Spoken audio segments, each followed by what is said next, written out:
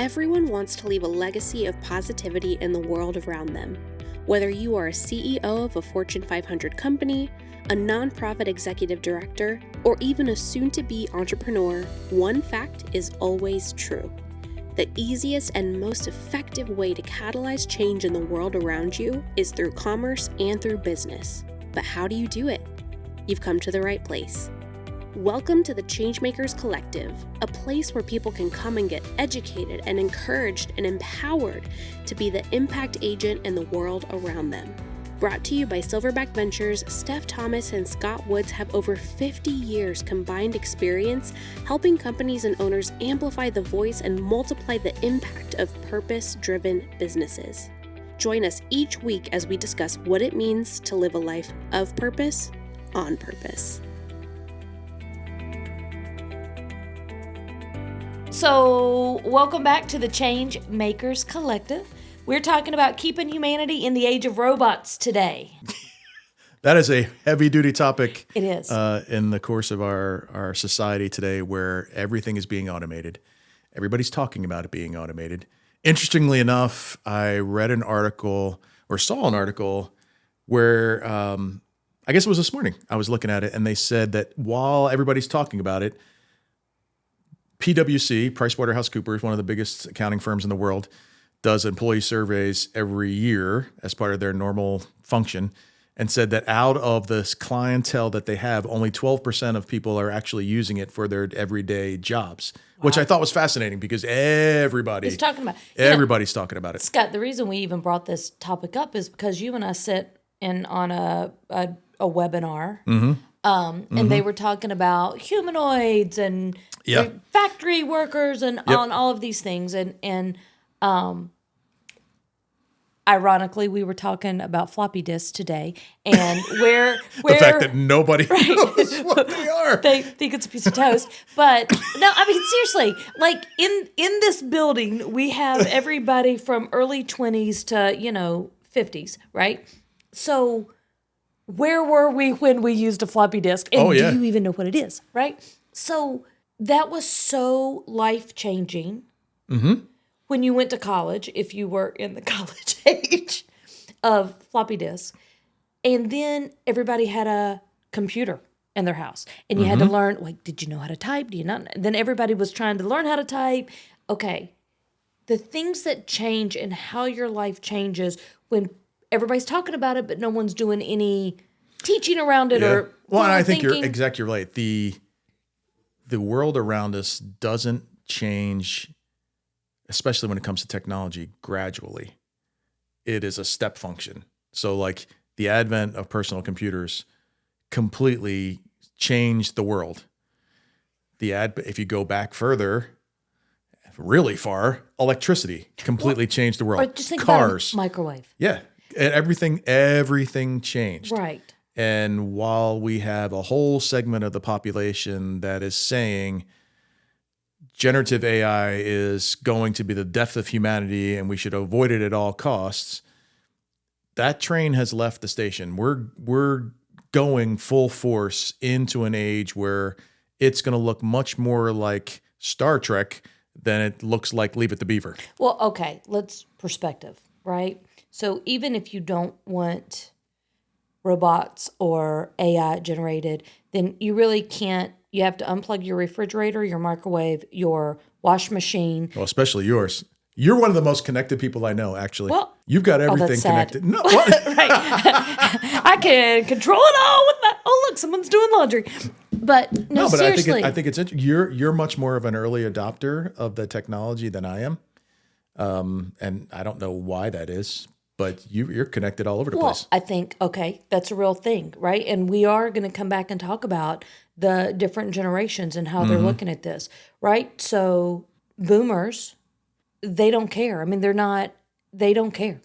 Like, well, yeah, I mean, I think they use it. Our parents are like, look, we got by without all this stuff previously. Right. We don't really understand how it works. Right. So we're just going to avoid it. And that's a general. We know, like my mother, who is in her mid to late 70s, I mean, she knows it all. Her VCR still, or her DVD, or I don't know, whatever. Her microwave still drinks 12. No.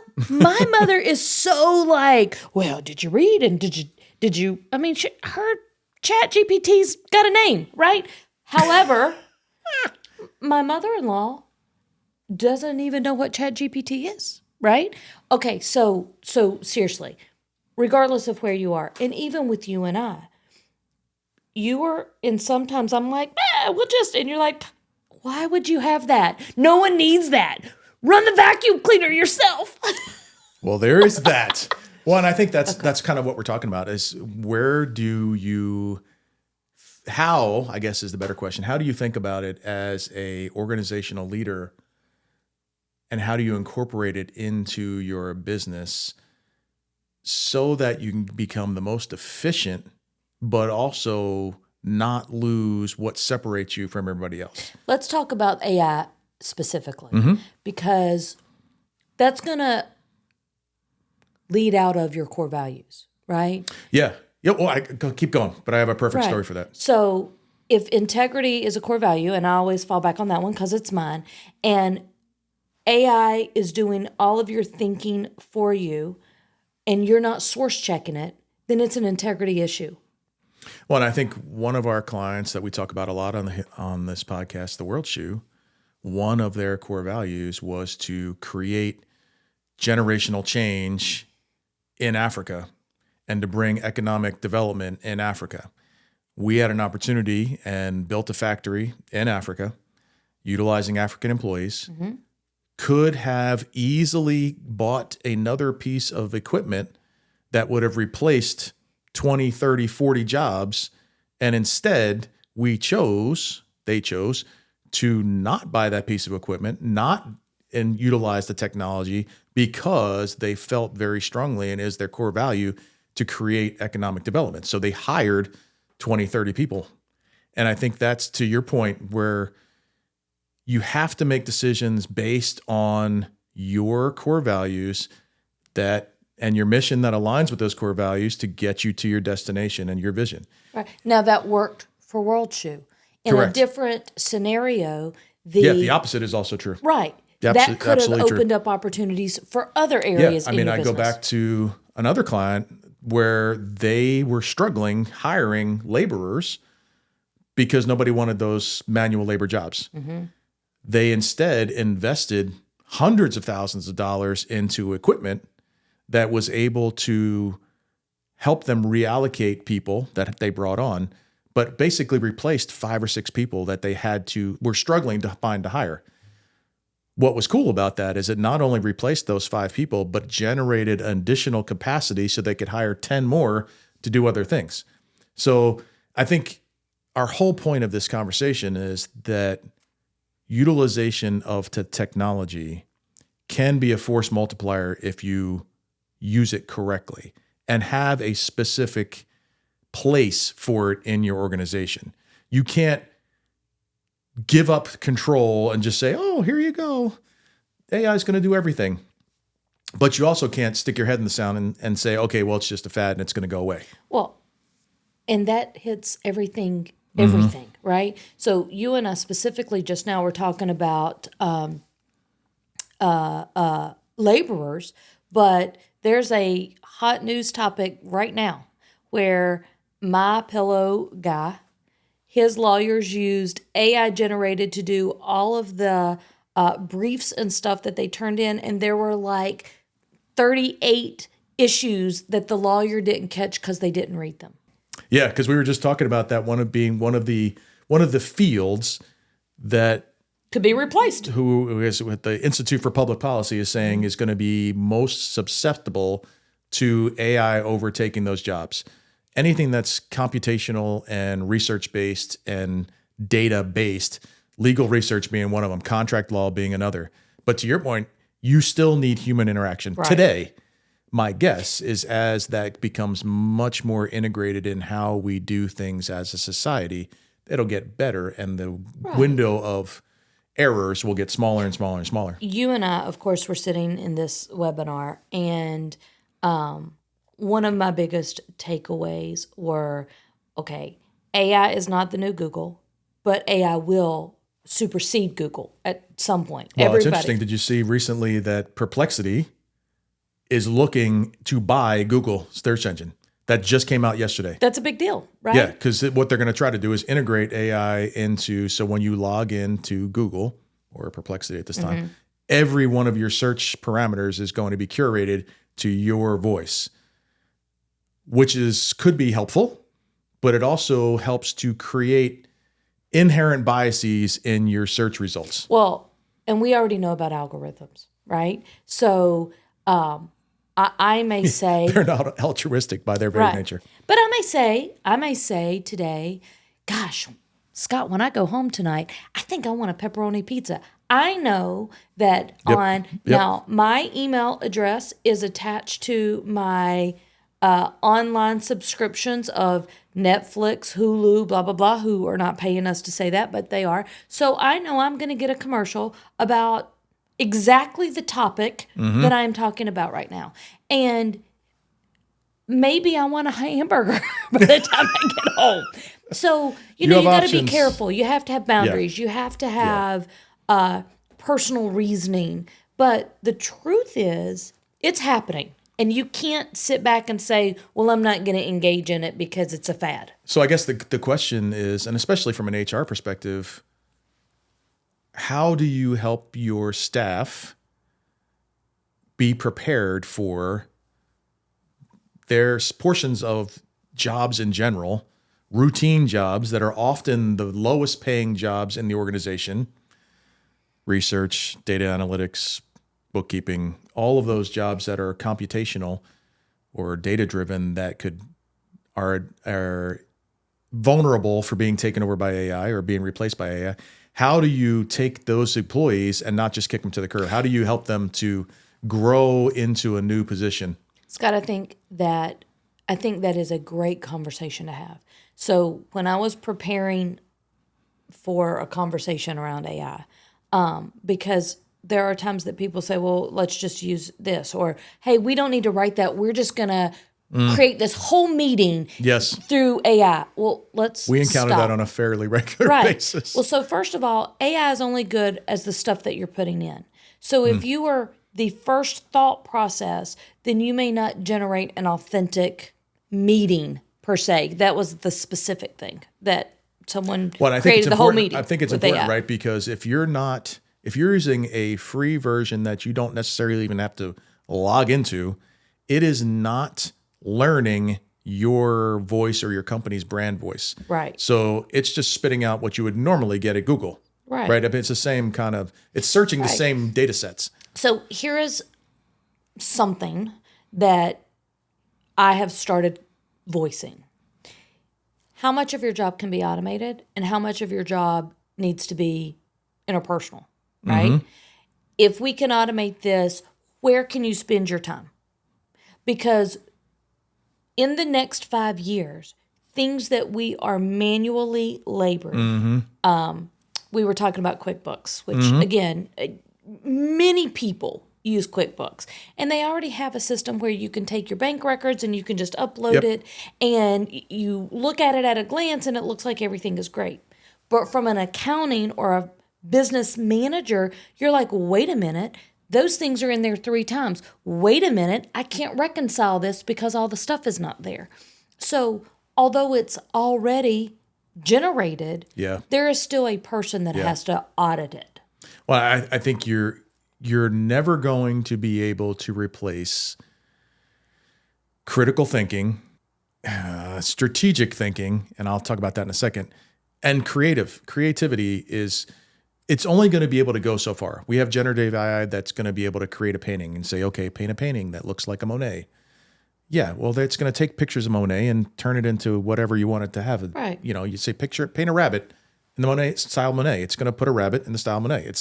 That's not creative. Okay. That's just copy and paste. But people, and there is already a study. You and I were talking about that this morning. There's already a study that is projected that creative thinking will be an issue futuristically.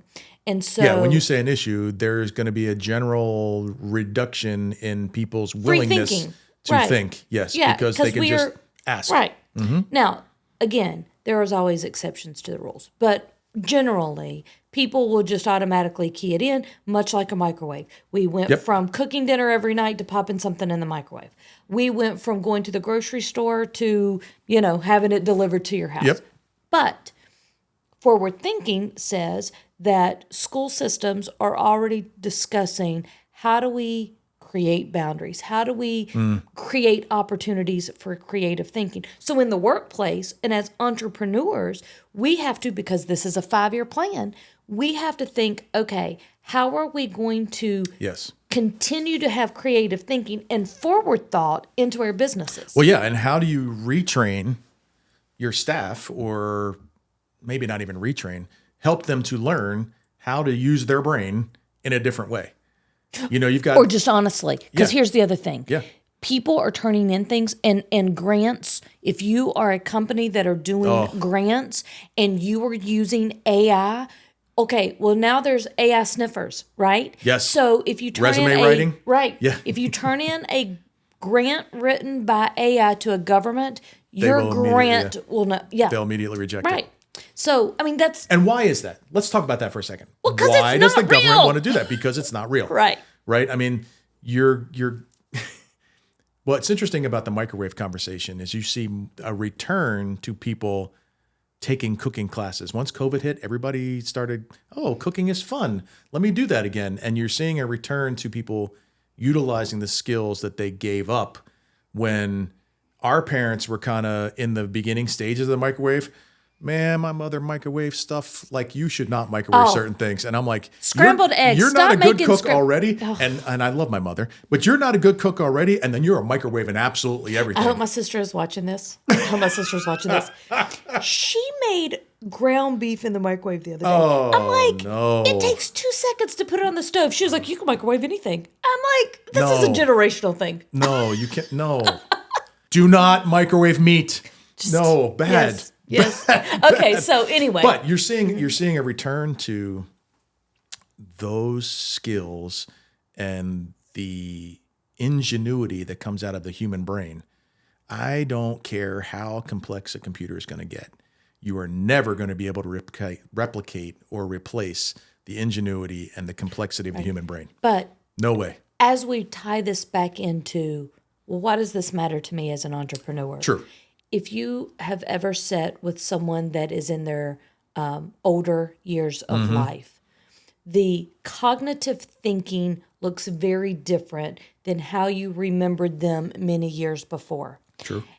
As adults, if we slow down intentionally our cognitive thinking, then how are we going to have forward thinking in our how to grow the business, how to have new ideas for our business, how to breathe fresh life into our businesses? And again, I'm not an anti-AI person. I mean, I use it every day. Yeah, you're into it.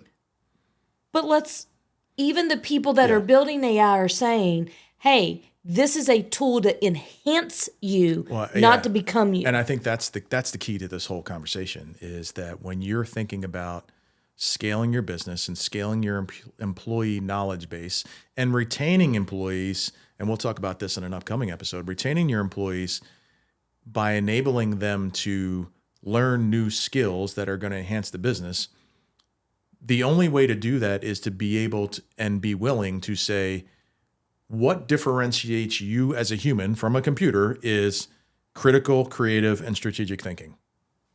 Most of those other things we can do easily through Google or through an AI bot, whatever. So how does the critical, strategic, and creative thinking make your business run better or help you have a greater impact? Those are the conversations you need to be having internally as your leadership team and with your staff to say, okay, if I'm looking at one of these clients, the warehouse workers in Ghana, they're not college educated folks. There's blue collar workers all across the United States that are having a coronary because they're like, if we put more robotics in, I don't know, the auto industry, we're going to eliminate look at what's happened to Detroit. We're going to eliminate all these jobs. And what are those folks going to do? Well, we still have inherent in our minds as humans creative, critical, and strategic thinking. How do we as leaders craft jobs to help us push our agenda as an organization forward and utilize the gifts and skills and talents of our people that may be hidden, right? If I'm turning a wrench on building a car, but I also have all these creative ideas of how to do it more efficiently and better, and even how the marketing should work, and we're as leaders not asking those questions, then shame on us. And so I think there's a constant need to have bilateral communication with your team around how do we do things better? Not how do we allow the computer to do things better. Come with ideas of how we can make this process better or make our organization better. That goes back to when I said, okay, I am part of my language that I say to people is how much of this can be automated and how much of this is people-based. And of your people base, how do you retool them? Mm-hmm. Because, either we don't have enough employees or we have too many employees. If you have too many employees, well, that's a different conversation. If you don't have enough employees. But you're going to have companies in that as automation gets more and more and more, that situation is going to come up. So you as a leader are going to say either we automate and fire all these people and save all the money, or how do we utilize these smart people that we hired? Because, I don't know, as an HR person, as a director, as a president of a company, you should be hiring smart people. Well, if you hired them because they're smart and their job is being automated through a computer that can do it 24/7, 365, they haven't gotten dumber. So figure out another way to utilize their skills. But you can't do that overnight, right? No, that's what we're saying. You have to have those conversations, and it has to align with your vision and your mission and your values. If you can say, and we say this all the time, what would it look like if your business doubled overnight? Well, we're in a time in our technological evolution as a country that those things could happen. The throughput could be exponentially increased overnight. What are you going to do? And we'll talk about this on an episode coming up about generationally the leaders that were dictatorial in their nature and saying, okay, we're going to stay the course. Top-down leadership. Yeah. Mm-hmm. Are going to have a different viewpoint than those that have grown up in an age of technology that are like, hey, let's utilize, let's go, and have absolutely no idea how to manage that growth. Right. More businesses, I will say this until I keel over, more businesses fail because they grew too fast than they didn't grow enough. More businesses fail because they grew too fast than did when they didn't grow enough. Because you don't know how to manage the growth and things fall apart. Right. So as we wrap up this episode, humanity in the age of robots. Man, we could talk about this for days and days and days. We really could. If you have questions, because it's a hot topic. Because I think this could be cool. If you have questions as a listener, hit us up in the comments on Spotify or Apple Podcasts or YouTube or however you want to reach out to us. We would love to have this conversation more because I think we want to make sure that the conversations we're having on this podcast are relevant to what you're doing every day right now. Right. And right now, you have to plan for it. Yes. Because every indicator shows that in the next 5 years, it will look very different than it does right now. The fastest growing changes in all of history. Yes. Not Stephanie making up. No. This is a statistic. We actually heard, I think it was Elon Musk say that the combined knowledge of generative AI in 2030 is going to be greater than all the knowledge of all the people in the world combined. Ever. So, come on. Silverback Ventures. Don't stick your head in the sand. I'm Steph. I'm Scott. Definitely check us out, subscribe, like, and hit us up. Send us a comment. We can add it to future show episodes as we go forward. And don't forget to live a life of purpose on purpose. On purpose all day.